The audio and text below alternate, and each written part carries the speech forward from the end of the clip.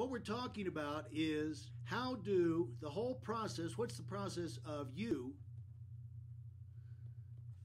developing through all a bunch of stages to where you have a functioning business working with or without you, functioning full scale with or without you, generating income. And that is a money machine. That's what a business is. A business is something that operates, performs a service, functions, whether you're there or not. In the beginning, it's only you. You're the only one who can go in there and generate things. But how do you go beyond yourself to where you have a monstrous business with dozens, hundreds, thousands of people in one or multiple or unlimited number of locations? How does that happen? Well, it happens the same, not exact, nothing's exact, the same, pretty much the same way you expand if you're in any kind of corporate business. You got to build a structure. You got to build an organization. So a corporate structure, a corporation, if you want to have an army, if you want to have a sales force, it all pretty much structured all the same way if you want to do anything, because you have to put groups of people together and you have to have a chain of command, of chain of responsibility, where people are responsible for people below them and they can move up through these processes. And pretty much all businesses, retail, or whatever, any kind of service, delivery, manufacturing, you have to have, whatever you're going to have a group of people. Now, they have to have essentially an army organizational structure. And that may be the easiest way of saying it, because here's what you wind up with. You have people that start raw recruits, rookies, green, they don't know anything, and they've got to move through various stages to where they can, or at least somebody, the best and brightest, move up to where they can run the operation entirely themselves. They know all the phases. You can put them in charge. They can run a store, a location, all by themselves without anybody doing that. And so what happens is you've got to get them where they can function as, say, a part-time type basis. Then when they're kind of full-time on their own with very little supervision, they'll eventually move into where they're assistant management. They're a management person of some kind of level, and they become more of a senior type management person. And so let's go over and let's look at how this works. If you're in the military, how does that work? Well, I tell you, here's the process. See, since we don't know, when you hire people in, I'm going to give you a picture of what a people business factory type thing looks like. Because when you bring people in, you got to give them a chance. See, this is where, let's just say like here, this is the entry, okay? It all starts with people that you interview. They're going to be your prospects. They're going to be prospective new recruits, like in the Army. They have recruiting centers all over. Whatever your business is, you have your hiring offices, your human resources, and you got people that go out there and either one-on-one or interview the office or circulating around to colleges and whatever. You're looking for new people. You need new people. And you have all kinds of ways that you go out to find these new people, to get interested so you can get them into your processing plant. Now, what will happen is we don't know who is going to be serious, who's going to be suited for it, who's going to have the knack, who's going to have the people skills, who's going to have the interest, ability, whatever. We can't, one thing about people, you can't pick them. But you can have selective masses. You can eliminate some of the bigger type things and put the odds in your favor. But once you generally, like if you're going to have a basketball team, obviously it helps if most of the people you're talking about are fairly tall, fairly athletic, fairly fast, and are coachable. You have to start with that. Now, occasionally you have a fireball short guy who can come in, but usually, or a spastic super tall guy, maybe you could make him work, but by and large, most of them have certain characteristics. So you want to identify the characteristics in your business that you're looking for and get lots of these people in here, because it's an elimination process. You don't know who's going to raise their head up. You don't know who's going to make the team until you give them a jersey, put them out in the practice field, put them through their paces. But here's how it worked. Look at this like a pot, and let's just say there's a hole in here and like a spout. What happens is you put enough people in here, you put them through training, and you give them a chance. You don't know which one, but one of them eventually is going to be ready. They're going to have mastered that, and they're ready to move on up now to the next stage. Okay? They're ready to get promoted. They've mastered it, and they're ready for a bigger challenge. Okay, so now you're going to start to see, after the first one goes, if you keep adding people in and you keep this full, you're going to have a steady stream of these things going. This is how, rather than just have one do it every now and then, if you keep the new prospects coming in the door, that's why you always hear the secret of any new growing business is new people. If Starbucks wants to expand, they got to have new people coming in there, learning to be those baristas or whatever they call them, coffee makers.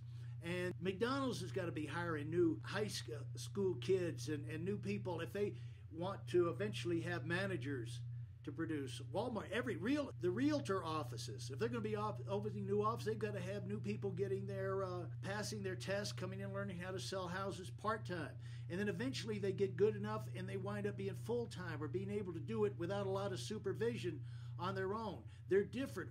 New people coming in need a lot of training, a lot of supervision, and can't really turn them loose. But here, these are the people who can operate on their own, regardless of what you talk. And they can supervise some of these people. Like if it's in the Army, you might have the enlisted men.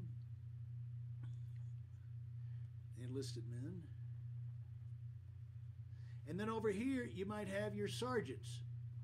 They supervise a little bit. Now, if you keep adding people in here, guess what's going to happen eventually? Eventually, some of those are going to prove themselves a little bit sharper, a little bit quicker, a little bit smarter, a little bit capable of more, and they're going to move up into more of a real management type candidate.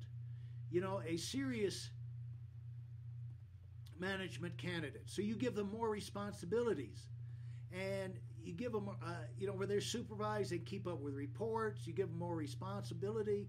And if you keep the pressure coming in here, you don't let this die off because you get so preoccupied with what this one's doing and that one's doing that you stop the flow of new people.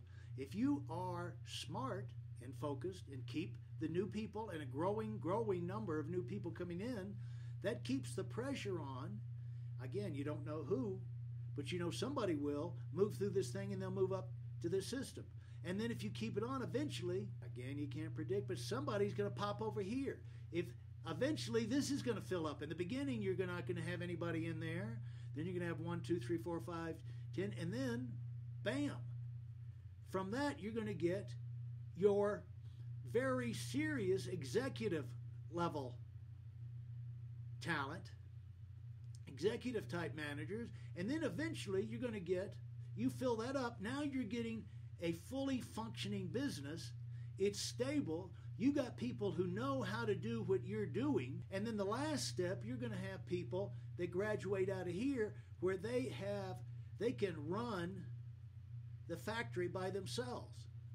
And you move these people into a chance, you give them a chance to move out and open their own factory, their own location, their own store, their own Starbucks to run. Or see, if you go in here and you're at, let's just say, look at the officer level inside of the Army. You can come in here and you have a lieutenant. And here you have like a major or a captain. And then over here, what do you have? A colonel. And then after they get move through there, up to the colonel, they move. I'm not sure exactly what these things. You have a light colonel, and then you have a full colonel, and then guess what? General. What can a general do? A general can run his own base, his own post. You know, he's got a command. Generals have commands. They don't have jobs. Give them a command. And that's what happens even if you're in a sales business. We're in financial services. We start people part-time. They come in as raw recruits, and they get successfully functioning on part-time basis, and they move full-time into a management type position. They move through various levels of management, division, regional, and then eventually they're ready to graduate out. We call it regional vice president, but what that means is they can run their own training center. And it works the same way in just about every business. If you're running a factory, same way. You have people come in, they're raw, learning the business, they're on the production line, and then they're managers, kind of assistant managers on the production line, doing a lot of the work themselves. Then they're full-time management. Then they move into executive management, and then they earn the right to run out and get their own factory. So if you want to take yourself, see, this is the mystery of how you've got to build yourself a people processing plant. In addition to doing your product or service, as a byproduct of doing that, if you're an a company that's able to expand, you're in a market that can expand, and you're motivated to expand, you can also use it. You're going to need all of these levels just to go into mass production of whatever your service or your product is. But if you're interested in expansion, you want to do more than what you can do out of one location, and you want to give these people maximum opportunity, which will keep them pushing, improving, and gives them a reason to reach for the sky, because there's a bigger opportunity for them. They don't have to stay in that same job forever. You use all of these levels as training level to move people through, because every time you move someone out, the best and brightest moves out, that creates a void. That creates a space for someone else to fall in behind. And so if you want to have unlimited growth,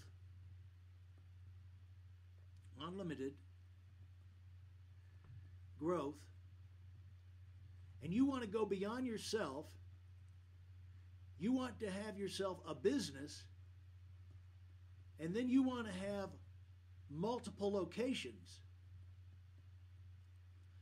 You've got to have a system that allows you to develop the people who can populate those multiple locations and train them. The faster, if you have an unlimited market, the faster that you can train your managers, the faster you can open up these new locations. And so where did that come from? It comes from this sweet little operation right here. It starts with you. You're the one-man band doing everything. You're doing the prospect, this, that, and the other. You bring them in here and you train them. But then eventually you get enough and you graduate where you're training them and doing less and less yourself, and then filling up this first step. Then you move to where you're going to have one of them come over and they'll help you start to train. You keep training, that person works with you. You keep adding to this. Eventually have more and more drop in, and eventually now you move up to a higher level. And you're increasing your volume. You kind of grow this thing step by step. Helps you to grow if you know where you're headed. So that's how you take and you turn yourself into a money machine and have a chance for unlimited income.